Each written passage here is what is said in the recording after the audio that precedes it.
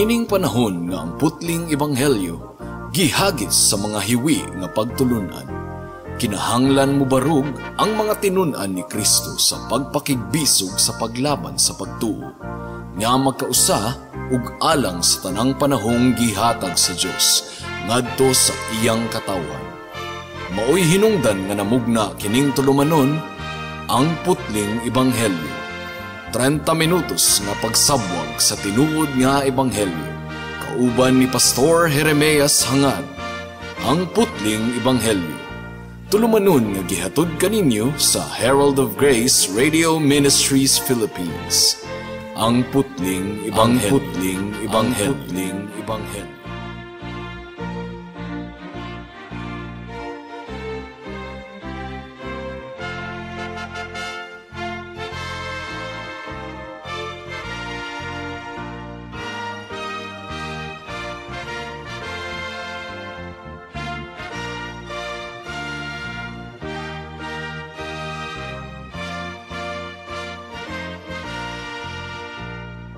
Greetings sa tanang mga regular nga tigpaminaw sa atong panagsibya dinhi sa kahanginan ug espesyal nga pagpanimbaya sa akong 95 years old nga lolo nga si Isabelo Laure Sr. nga naminaw karon.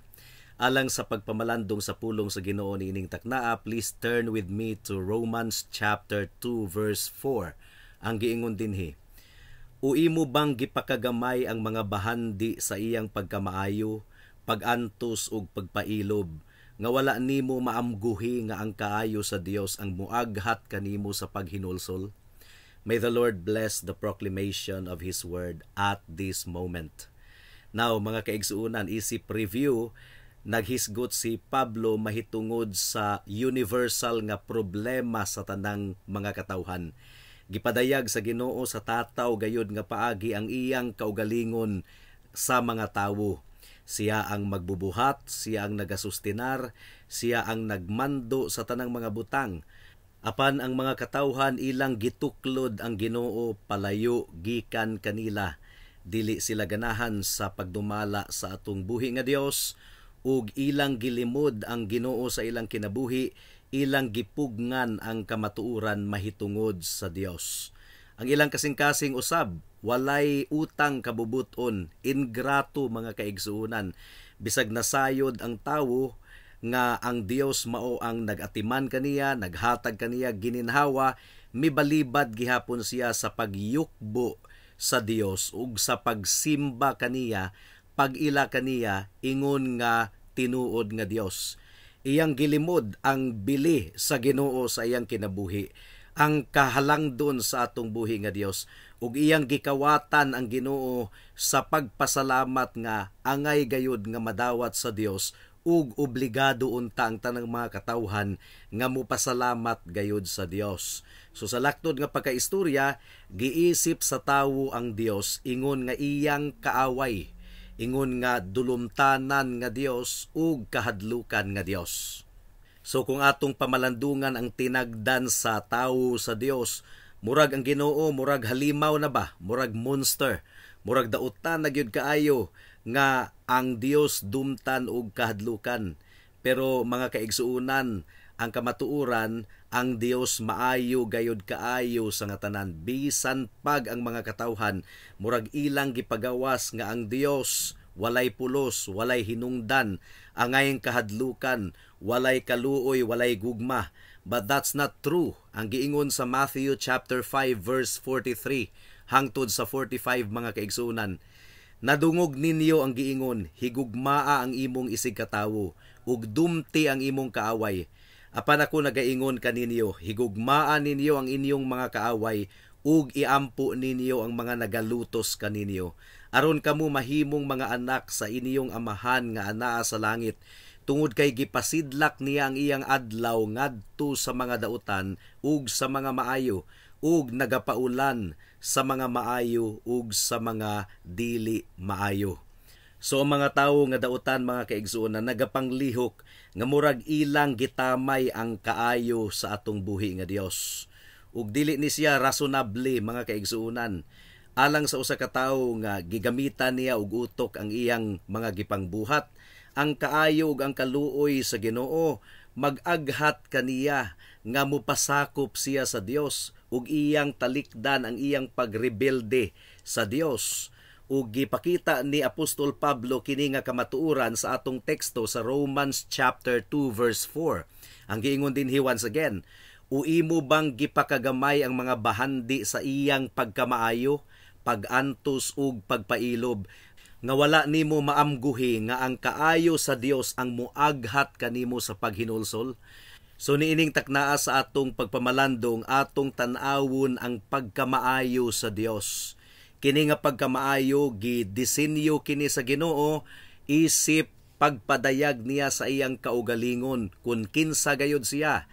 Ang pagkahalangdon sa iyang kinaiyahan, nagsugo kanato ug nag-aghat kanato nga ato siyang simbahon. Ang pagkamaayo sa Ginoo kinahanglan nga mu tuklod kanato sa pagsimba kaniya, sa pagyukbo sa iyang ngalan. Adunay tulo ka punto ang atong pamalandong niining taknaa ug niining mga puntuha atong tan-awon ang kaayo sa Dios. Mudangat nakita sa unang punto. Ang pagkamaayo kinaiya na gyud ni sa atong buhi nga Dios. Dili masukod ang iyang pagkamaayo mga kaigsuonan. Nakatunan kini ni Moses niadtong iyang gipangayo sa Ginoo nga ipakita sa Ginoo kaniya ang iyang kahimayaan.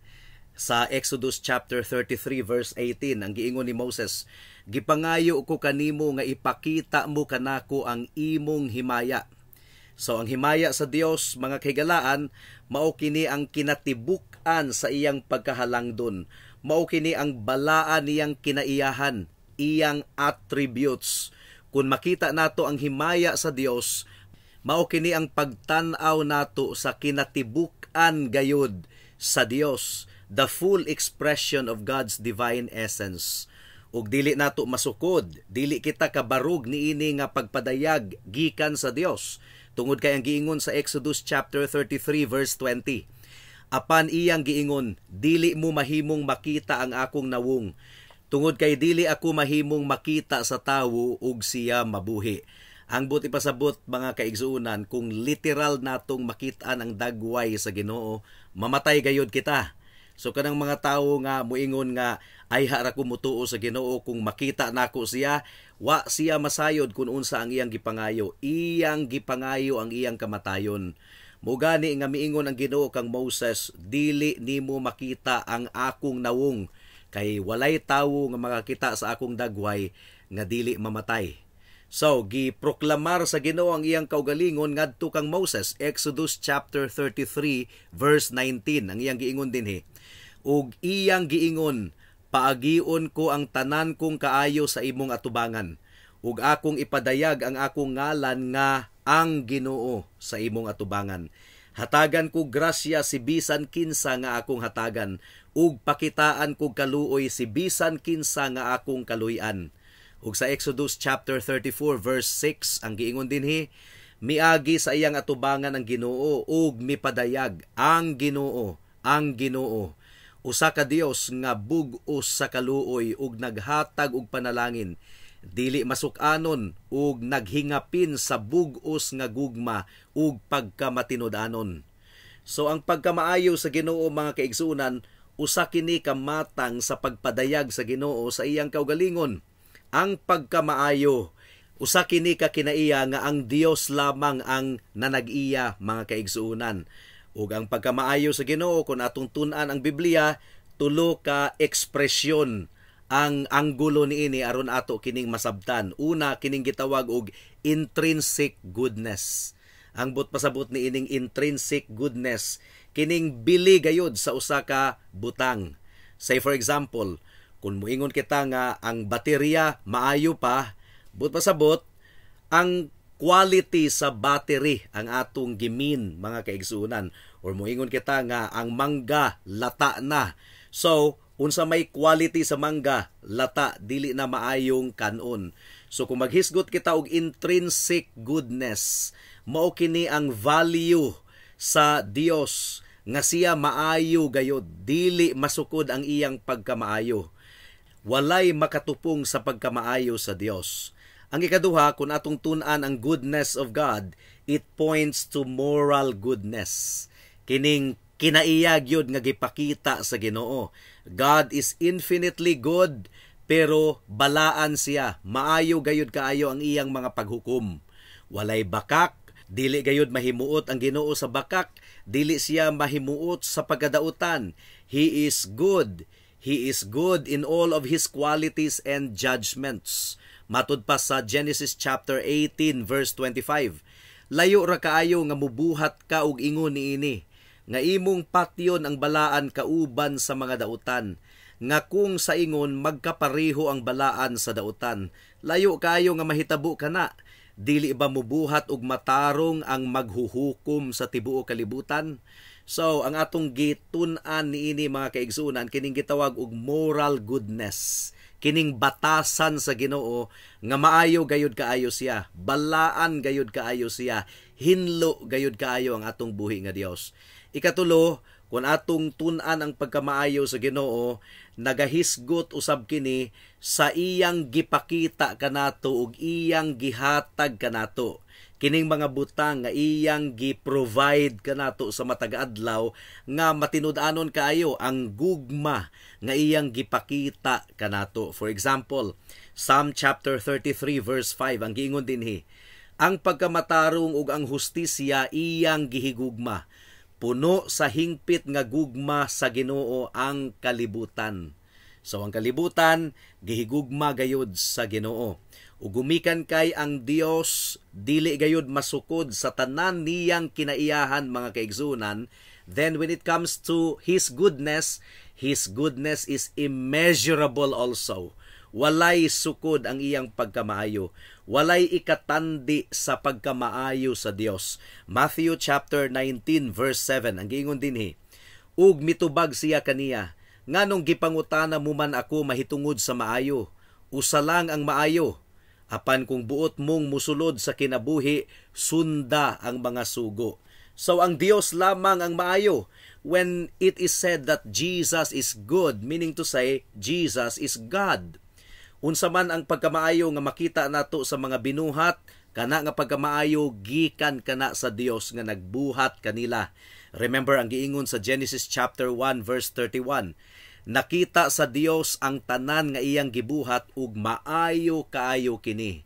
So maayo ang gibuhat sa Dios, gumikan kay ang Dios nga nagbuhat maayo man. Now, ang mga makasasala wala gayoy pagkamaayo nga sulod sa ilang dughan mga kaigsunan. Mao kini giingon sa Romans chapter 3 verse 10 and 12. Walay exempted niini, kitang tanan pulos dautan. Ang giingon dinhi, sama sa nahasulat, walay maayo, wala bisag usa. Ni walay usa nga nakasabot, ni walay usa nga nangita sa Dios, tanan mitipas, kauban silang nangawad-an og kapuslanan, walay nagabuhat og maayo, wala bisag usa. So walay exempted. Grasya ra gani gyud sa Ginoo nga nakabuhat kitag maayo. Kung ikaw nahimong Kristohanon igsuon, it's because of the goodness and grace of God. Kay kung papilion ka, ay dili ka ganahan nga mupili sa Ginoo. Ang imong ganahan ang pagpakasala. Ang tawo kung pasagdahan siya sa Dios, dili gayud siya muduol sa Ginoo. Magpabilin siya sa hiwi nga dalan, magpabilin siya diha sa pagpakasala. Ikaduhang punto mga kaigsuunan, God's goodness is undeserved, unmerited. Ang pagkamaayo sa Ginoo dili gayud takus alang kanato. Mao nga walay bisag usa nga makaingon nga gipakitaan siya og kaayo sa Ginoo, gumikan kay maayo man siya. Gumikan kay muumani ang iyang maayo nga performance. No. Ang pagkamaayo sa Ginoo dili gayud kita takus nga mudawat niini. Gihatag sa Ginoo ang iyang pagkamaayo sumala sa iyang pagkalabing labaw. Sa English gitawag kini og sovereign or sovereignty. But pasabot, ang pagpakita sa Ginoo og kaayo sa bisag kinsa nagaagad kini sa iyang desisyon. Wala kini nagaagad sa kung unsay anaa kanato, gumikan kay ang tanang anaa kanato dautan. Takus kita sa pagsilot, takus kita sa tunglo sa Ginoo mga kaigsuunan.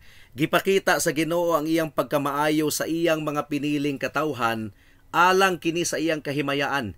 Ephesians chapter 1 verse 11 ang giingon dinhi, Diha kaniya nakadawat usab kita og usa ka kabilin nga gitakda ni adtong una pa sumala sa kabubuton niya nga nagbuhat sa tanang mga butang, sumala sa iyang pagtakda ug kabubuton. So sumala kini sa desisyon sa Ginoo mga kaigsuonan. Wala kini nagaagad sa atong performance. Ang tanang binuhat sa Ginoo alang kini sa kahimayaan sa Dios. Colossians chapter 1 verse 16 ang giingon dinhi. Tungod kay pinaagi kaniya nabuhat ang tanang mga butang sa langit ug sa yuta. Ang mga butang nga makita ug ang mga butang nga dili makita, mga trono man o mga pagkapangulo, mga tigdumala man o mga anaa sa kagamhanan, tanang mga butang gibuhat pinaagi kaniya ug alang kaniya. So nagapanglihok ang Ginoo, sumala sa iyang tumong ug katuyuan, sumala sa iyang gikalipay. He does all things when and how He pleases.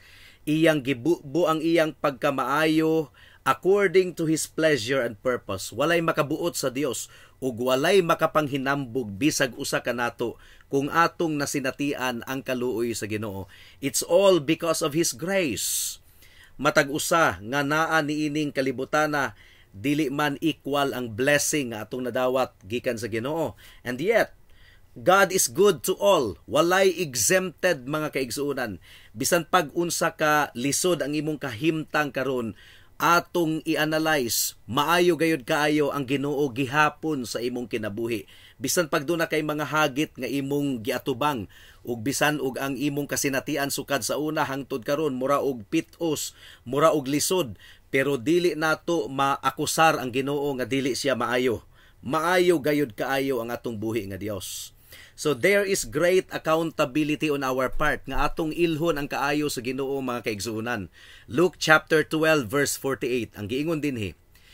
Apan ang wala masayod ug nagbuhat sa mga butang nga takos sa mga hampak, bunalan og jutay. Apan sa matag tawo nga gihatagan og daghan, daghan usab ang pangayoon gikan kaniya. Ug siya nga gisaligan og daghan, labaw pang daghan ang ilang pangayoon gikan kaniya. So, kung gipakitaan ka og dako kaayong kaayo sa Ginoo, mga kaigsuonan, paninglan usab ikaw og dako sa Ginoo. Pero sa tinuod lang, tanan, matag usa kanato nakasinati gayud sa dakong kaluoy sa Ginoo, busa maningil gayud ang Ginoo kanato.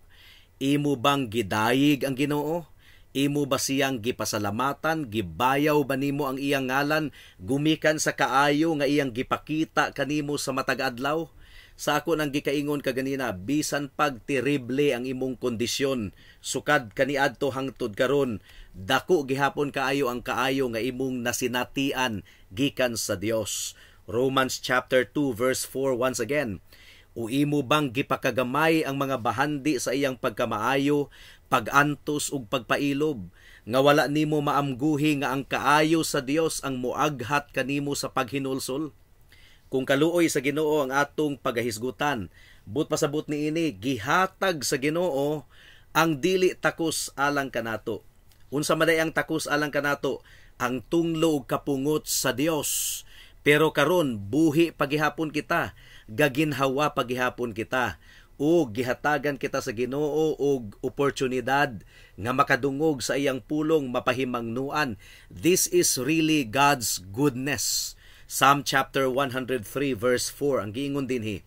Siya mao ang nagatubos sa imong kinabuhi gikan sa bung-aw.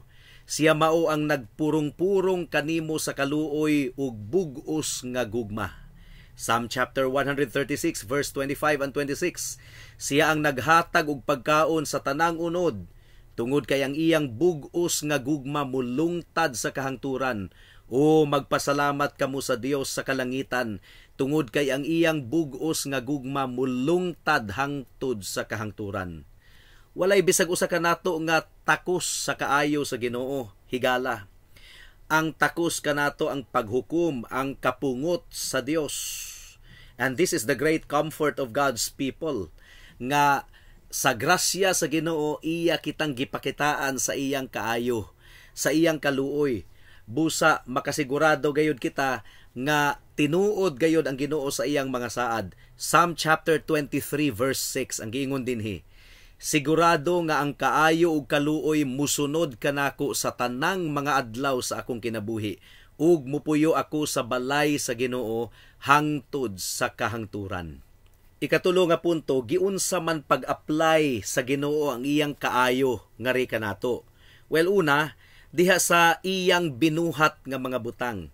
Sa atong nakita sa Romans chapter 1 ni adtong miaging mga semana, klaro kaayong gipadayag sa Ginoo ang iyang kaugalingon. For example, Romans chapter 1 verse 20. Sukad pa ni adtong gimugna ang kalibutan, ang iyang walay katapusang gahom ug pagkadios, bisan pagdili makita, nasabtan ug nakita pinaagi sa mga butang nga iyang gibuhat, aron wala sila'y ikapangatarungan. So, tanawa ang binuhat sa Ginoo. Mga bukid, mga dagat, mga sapa, mga punuan sa kahoy, mga tanom, mga hayop, mga kaigsuunan. Very beautiful creation of God. Na-enjoy nato kining tanan bisan pa sa atong pagkamakasasala. And this beautiful creation is an expression of the goodness of God. Ug bisan pag ang kalibutan karon nagkadautan, gipakita gihapon sa Ginoo nga rika nato ang iyang pagkamaayo. Gumikan kay aduna pa kitay hangin nga giginhawa, aduna pa kitay pagkaon nga gikaon sa matag adlaw, baskog pa ang atong kalawasan, nag-enjoy pa kita sa tanang gibuhat sa Ginoo bisan pa og nagkadautan kining kalibutana. So, kung imong tan-awon ang imo ang bukton, ang imong kamot, ang imong tiil, ang imong mga mata, kung manamin ka, are they not expression of God's goodness? They are expression of God's goodness. Pagkamaayo gayod sa Ginoo nga nakabaton kita niining mga butanga, ayaw kaminusi, ayaw ipakagamay ang kaluoy ug pagkamaayo sa Ginoo higala. Sa probidensya usab, kung giunsa pagsustinar sa Ginoo, kining for example mag-drive ta og motor kada adlaw or mag-drive ta og sakyanan, na anything could happen on the road. Ni adtong miaging tulo ka semana, pinasahi ang akong kasinatian, mga kahigalaan. Gumikan kay sunod-sunod ang aksidente sa kadalanan. Ang akong nasaksihan, puros motor accident. Mungang careful gyud ta kung mag-drive ta og motor kay duha ra ka buok ligid ana. But the point is, kung pila na kita katuig nga ga-drive og motor, unya walay nahitabo kanato nga disgrasya, it's all by God's goodness, mga kaigsuunan.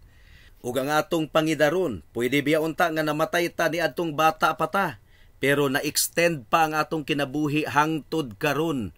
Desisyon ka na sa Ginoo, mga kaigsuunan, di ka kaingon nga nabuhi ka pa hangtod karon kay buutan man gud ka, takus ka nga hatagan sa Ginoo og kinabuhi. No, that is arrogance.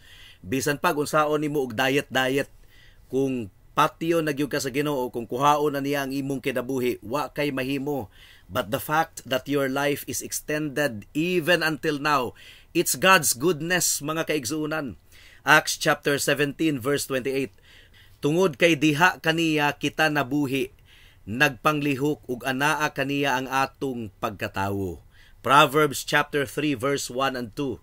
Anak ko, ayaw kalimti ang akong pagtulunan, kundili tipigi sa imong kasing-kasing ang akong mga sugo, tungod kay taas nga adlaw ug mga tuig sa kinabuhi ug kalinaw ang ihatag nila kanimo.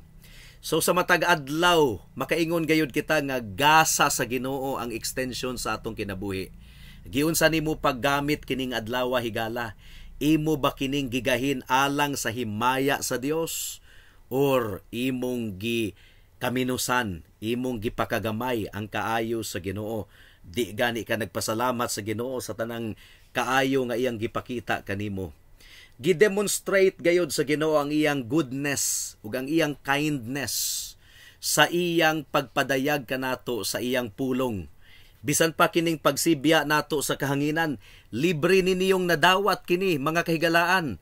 Pulong kini sa Ginoo. Dili na sapayan nga mubayad pa mo og pila ka libo or pila ka gatos aron lamang makabati sa pulong sa Ginoo. It is freely given to you week by week. Giunsa nimo pagtagad ang pulong sa Ginoo higala? Imo lang ba kining gikamasaan? Imo kining gibaliwala? Imo kining gikaminusan? Well, Ang ebanghelyo wala kini madawat sa minilyon ka mga tawo sa kalibutan. Daghang nangamatay na lang, wa gani kabasa og Biblia, wa gani kadungog sa pulong sa Ginoo, ug karon atuan na sila natanggong didto sa impyerno. Pero ikaw, higala, nakadawat ka sa pulong sa Ginoo. Imo ba kining gihatagan og bili? Imo ba kining gihatagan og importansya, mga kaigsuunan?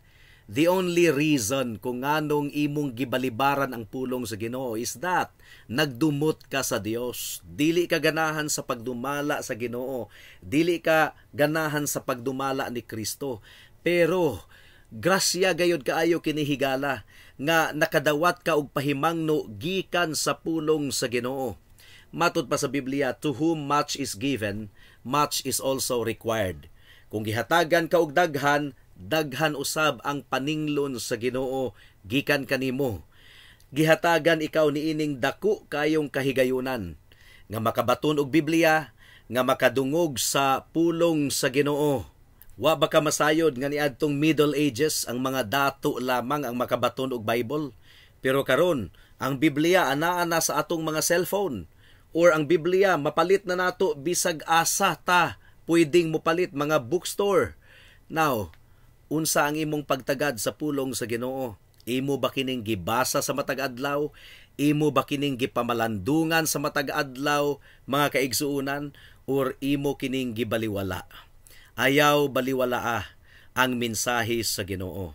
Ang mensahe sa Ginoo nga tataw gayud kaayong nagpadayag honestly nga ang Dios balaan, ikaw makasasala. Dili ka kapasar sa pagkabalaan sa Ginoo. Kung ang imong pagkamatarong ang tanawon pagkabuutan, bagsak ka na, gumikan kay ang imong pagkamatarong hugaw nga panapton at tubangan sa Ginoo. Takos ikaw sa tunglo ug kapungot sa Ginoo, ug kung mamatay ikaw karon nga wala naghinulsol sa imong sala ug wala nakadawat sa libre nga gasa sa kaluwasan nga gikan sa Ginoo, maalaot gayud ikaw sa impyerno, higala.